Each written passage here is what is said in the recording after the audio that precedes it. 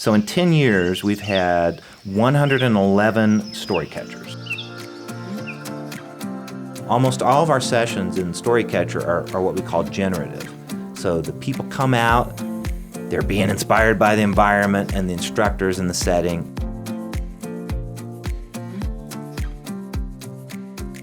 We're nurturing, fostering writers and their creativity. We have craft talks, a lot of sharing out, on-the-spot feedback.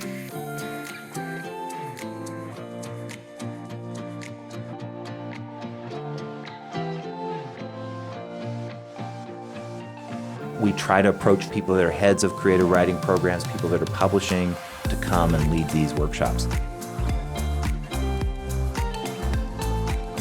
These are really important voices in the field.